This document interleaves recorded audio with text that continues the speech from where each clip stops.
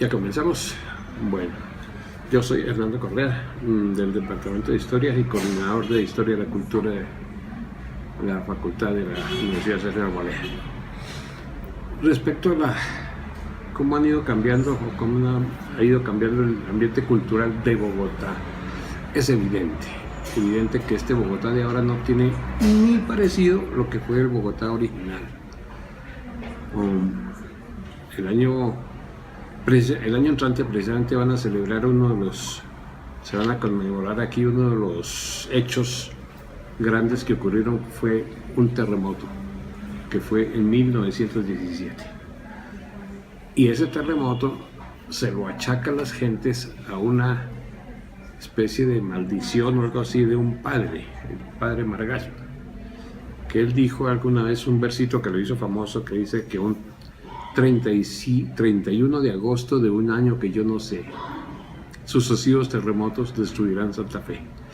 Pues los terremotos se dieron el 30 y el 31 de agosto de 1917. Eso no lo hemos vivido nosotros, ustedes menos.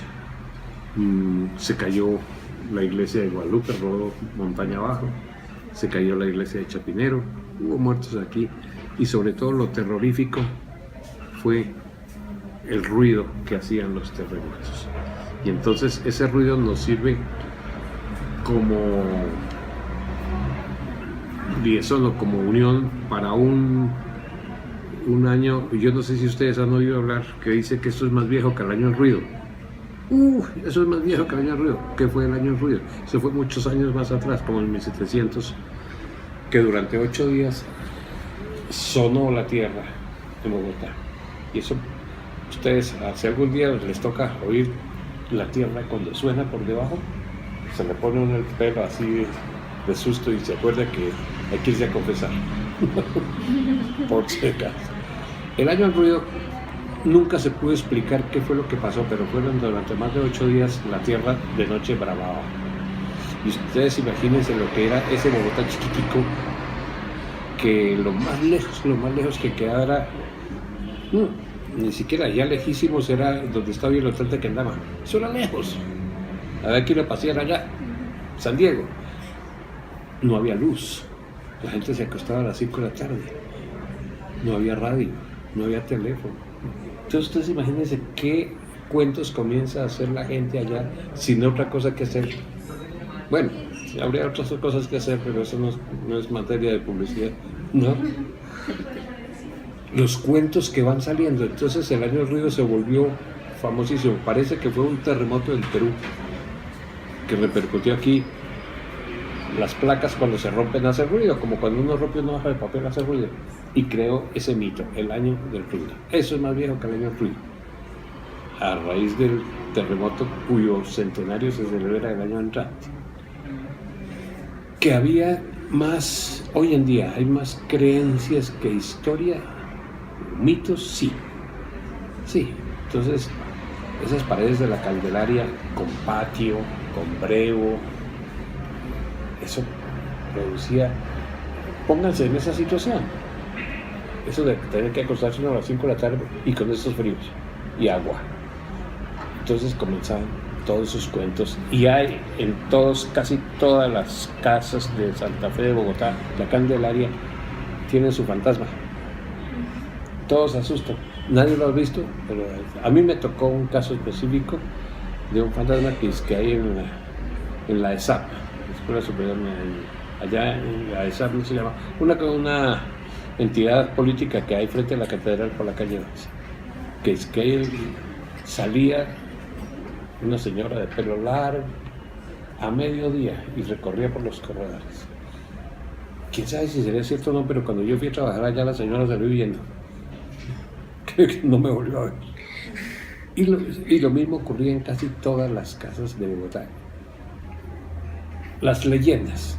Hoy en día no hay eso, porque hoy en día todas las casas llegan, bueno, los papás de ustedes, o así, sus hermanos mayores llegan a ver televisión, los demás llegan a tele y al computador. Entonces eso desplaza todas las leyendas y la cultura se está desplazando completamente. En esa época aquí no había sino santafereños, ahora hay uno que otro santafereño. bogotanos ya no quedan. Toda la gente viene de afuera y toda la gente trae sus propias creencias, que son distintísimas a las de Bogotá, y se van entrando aquí. Un caso que lo acabamos de pasar ahora, el 31 de octubre, dizque del Día de los Niños, y hacen es monstruos, y hacen unas cosas trapaladas. Es que el Día de los Niños, un niño con eso no es niño ni es nada. Pero esa fiesta, a mí, cuando yo estaba en la universidad, eso no se celebraba aquí en Bogotá. Eso es traído de afuera. La noche de las velitas, eso no se hacía aquí, eso es típicamente antioqueño. Entonces la gente ahí trae las propias leyendas de su propio terruño y las imponen aquí. Aquí hay barrios, como ocurre en todas las grandes ciudades, donde las gentes de provincia hacen su propia comunidad y no se tratan con los demás. El barrio de Santander, ¿por qué se llama así? Todos son santanderianos. Y ellos no participan de lo que hacen los bogotanos. Y al revés, los bogotanos no... aquí había unos carnavales que eran muy bonitos, los carnavales estudiantiles, pero bueno, estamos hablando de por allá de 1920.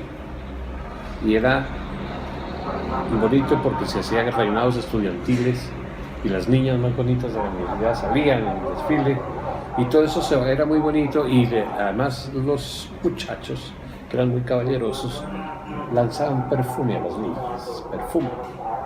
Eso se acabó hasta cuando salieron los tipos de las plazas de mercado y les lanzaban de orines. Ahí se murió el carnaval. Pues a medida que hay lo que se llama la inmigración de gente, cuando vienen gentes aquí, van trayendo sus propias costumbres y las van metiendo aquí. Y evidentemente hay mayoría de provincianos que de bogotanos. Entonces, por eso cambian completamente las costumbres de la gente. Son costumbres que no teníamos nosotros. ¿Y cuál crees que es la principal razón por la que las personas visitan lugares con mucha historia? Y eso sí debiera ser una cosa que no se debiera perder, y para los muchachos estudiantes es muy importante eso. Conocer por qué fue lo que ocurrió aquí. Hoy en día a mí me impresiona en mis alumnos que son de diversas facultades, cuando yo les digo, mire, en la Plaza de Bolívar está ubicada la Casa del Florero. ¿Dónde es la Casa del Florero? En la Plaza de Bolívar. ¿Dónde queda la Plaza de Bolívar? Pues en Bogotá. ¿Y dónde queda Bogotá? Pues donde estamos. No tienen ni idea. Y el éxito que he tenido es cuando salgo con algunos de ellos a conocer. Aquí sucedió esto, aquí era el virrey Sámano y aquí quedaba la casa del marqués de San Jorge. No, sí, eso sí es conocer. Lo interesante de eso es que lo que uno conoce no lo siga volviendo,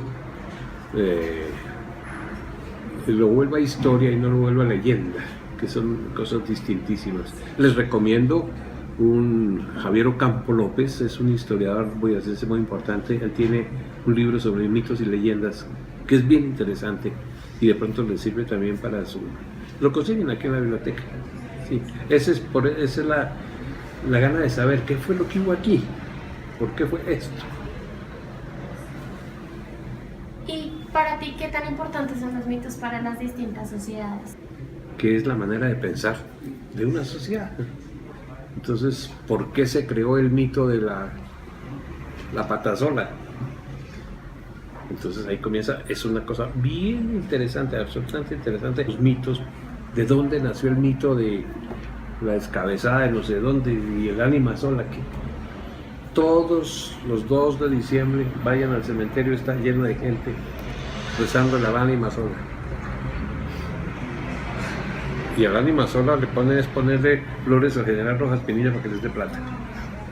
Y buscar a don Leo Koch. Leo Koch fue el fundador de la cerveza aquí en Colombia. Y van y le ponen platica. Son mitos, la gente le tiene susto, y de ahí los ritos satánicos. Es impresionante, sobre todo entre jóvenes, cómo está creciendo eso. Eso habría que ya un científico social tendría que explicar por qué los muchachos están dados hoy en día. Hay una iglesia que es queda aquí en el Parque de Lourdes, que tuvieron que enrejarla porque estaban haciendo ritos satánicos ahí en la iglesia. ¿Por qué los hacen? Sobre todo los jóvenes, no es cosa de viejos, los jóvenes. ¿Qué les está faltando? ¿Qué es lo que aspiran? ¿Qué es lo que quieren saber? Lo que ustedes preguntaban. ¿Por qué quieren conocer eso? ¿Qué está ocurriendo? La urbanización se llama eso, el cambio de los muchachos hoy en día tienen mucho problema de falta de los papás. Eso es gravísimo, gravísimo. En mi caso uno vivía con el papá y la mamá y el papá mandaba y se acabó. Hoy en día, ¿cuál papá es el que manda? Lo manda para el chorizo, que es otra cosa. Esa carencia de afecto va creando unos mitos para conseguir algo de uno. Sí. Y desde tu punto de vista profesional, ¿crees que los sectores culturales han perdido su riqueza cultural? Yo creo, es que hay un debate, aquí se formó un debate grandísimo hace unos años cuando el gobierno decidió crear el Ministerio de Cultura. La cultura no se crea. Es que nosotros tenemos, esa es una cosa que hay que hacer una diferencia entre cultura e información. Los indios de la Sierra Nevada de Santa Marta tienen su propia cultura y eso es muy importante. ¿Qué tipo tan inculto? Ah, no. Es que una cosa es la cultura y otra cosa es el conocimiento. Yo podría haber leído muchísimos libros, pero soy inculto. Así de sencillo. Leer no le da a uno cultura. La cultura es el ancestro donde uno vivió, su familia, su entorno. ¿Qué es lo que se está haciendo? ¿Qué es lo que hacen todas las culturas indígenas? Fíjense lo que está pasando en La Guajira. No creen en los médicos y por eso los niños están muriendo de hambre. Inclusive en casos terribles como sacar a un niñito del hospital a la fuerza y llevárselo porque no le permiten a los médicos. Eso es cultura y ancestro propio de ellos. Eso no es de nosotros. Eso es, desde el punto de vista histórico, me parece a mí, históricamente, sí hay que mantener las culturas propias de cada región, pero no que la cultura tenga que imponerse sobre todos los demás, que esa es otra cosa. Y si tú fueras turista, ¿qué importancia le darías a los mitos culturales de una sociedad? Sí, claro. Como yendo a San Agustín, como yendo a Caño Cristales, como yendo a La Guajira, Manare, conoce uno qué es esto. Mire cómo se originó Colombia. Estos mantienen todas sus propias culturas, su propia creencia, y eso es importante. Claro que es importantísimo. Y si te centraras en ir a visitar la Candelaria, ¿qué importancia le darías? Primero que todo, que decirle a los señores de gobierno y alcalde de Bogotá que no acaben ese tesoro. Si queremos tener un ejemplo de cómo se mantiene ese tesoro, vayan a Quito. Quito es absolutamente espectacular porque tiene todo su sistema viejo. La Candelaria de Quito es casi media ciudad y está muy bien conservadita. Es la tradición, es lo que hicieron los que vinieron a enseñarnos a leer y escribir, y hay que mantenerlo. ¿Por qué tenemos que destruirlo? ¿Por qué vamos a volver a la caverna? Que esa es otra cosa. ¿En qué medida las creencias humanas caracterizan la sociedad cultural de una sociedad? En este aspecto ya nos centraríamos más como en el comportamiento social de las personas. Sí, bueno, lo que decíamos hace un ratico, es decir, hay que guardar porque eso nos va diciendo. Hay una cosa bien interesante que es que Colombia es un país de culturas. Aquí somos tan distintos, todos. Vaya usted a unas fiestas de Barranquilla y póngales la guaneña, a ver cómo lo sacan a piedra. Y al revés, ¿no? Eso es al revés. Nosotros, y eso sí es lo que nos ha afectado, somos demasiado individualistas, cada cultura propia y no se interactúa con las demás. Y eso sí nos mata, porque no tenemos intercambio de conocimientos. Los indios, los indígenas indios no, aquí no hay indios, indígenas. Indios son de la India. Los indígenas del Amazonas tienen, por ejemplo, unos conocimientos en botánica y en medicina bien interesantes que los pueden compartir con otras etnias, pero nosotros nos encerramos aquí. Este indio tan bruto, no, eso no puede ser así. Eso ha hecho que nosotros seamos un país disperso, no tenemos una unidad. Nosotros, y como no tenemos una unidad, no tenemos en qué creemos nosotros, cuál es el propósito nacional de nosotros. Ser campeones del fútbol, que las mujeres más bonitas nos ganó Venezuela, que no tenemos un propósito nacional precisamente por no tener esa aculturación entre los mezclas entre todos nosotros y algún propósito que nos guíe. Oiga, vamos a ser el país más educado, como decía la ministra que se cayó por maleducada. Entonces sí sería interesante eso, ir viendo cómo sobre todo las nuevas generaciones van creando una red para que esto se haga y se les puede hacer un propósito a todos ellos. Todos vamos a ver como propósito esto, y eso es crear un país, creo yo. Y continuando con las acciones humanas, ¿tú crees que las actitudes son un factor que determina la forma de ver una sociedad? Sí, claro. Sí. Las actitudes, es decir, uno está convencido de que lo uno es lo que se debe hacer y los demás son unos animales. Pues no. Eso es lo que estamos diciendo, hay que crear esa red. Ahora ustedes que son los que manejan redes sociales, de interactuar y no tener esas actitudes que son prejuicios. Es que ni siquiera tenemos actitudes, sino prejuicios. Que porque fulano de tal camina así, no, pero mire, ese todavía cree que está en el campo caminando entre las piedras. O porque alguno se viste de otra manera que no es como mío, parece que debe vestirse. Esas actitudes van formando, es un choque, no van formando una cultura. Me parece a mí que eso debe ser así. Y si habláramos en un futuro, ¿qué efectos traería la pérdida de las creencias hacia los mitos que crean sobre lugares con mucha historia cultural? Que perdemos, nos volvemos otra vez al mundo primitivo, a históricos, no tenemos historia, no tenemos que mostrar. Yo tuve una oportunidad de vivir en Inglaterra y hay que ver los ingleses cómo cuidan todos sus tesoros culturales desde la época en que los romanos los conquistaron. Y hay ciudades completas que son romanas. Y Londres es una ciudad romana. Londres se construyó aquí alrededor del Coliseo. Por eso, no sé si alguno de ustedes ha ido a Londres. Cuando vaya, ojo, porque ya se pierde uno. El que no se ha perdido en Londres es que nunca fue. ¿Por qué? Porque es que allá las calles son curvas. Entonces uno dice, yo estoy en esa esquina, voy para allá, ¿cómo así? Resulta que va para el otro lado. Ellos mantienen eso con mucha devoción y guardan eso como un tesoro y no están diciendo que esto fue que crearon los españoles y que hay que acabar con que son español. No, hay que mantener eso, que eso es lo que va creando nuestro país. Eso va haciendo lo que nosotros somos, es cuidar lo que nos dejaron los mayores. Así de sencillo. Y finalmente, ¿cómo la creación de mitos y leyendas urbanas, centrándonos pues, en los sectores culturales de Bogotá, afectarían las costumbres de una sociedad? Sí. El mito se vuelve historia en vez de ser mito. Pero el mito es supremamente importante, porque nos dice por qué pensamos así como estamos pensando hoy. Sobre eso sí hay un librito, El mito del eterno retorno, es espectacular, sobre cómo las creencias, el árbol de la vida, ¿qué es el árbol de la vida? Entonces se va diciendo eso fue así, la gente fue pensando esto y se fue volteando alrededor de esto, hasta que explica cómo es la sociedad de hoy. Sí, eso influye una barbaridad, absolutamente, es como la manera de respirar de uno. ¿Cómo hace uno respirar distinto? Respira como todos los demás. ¿Y qué respira?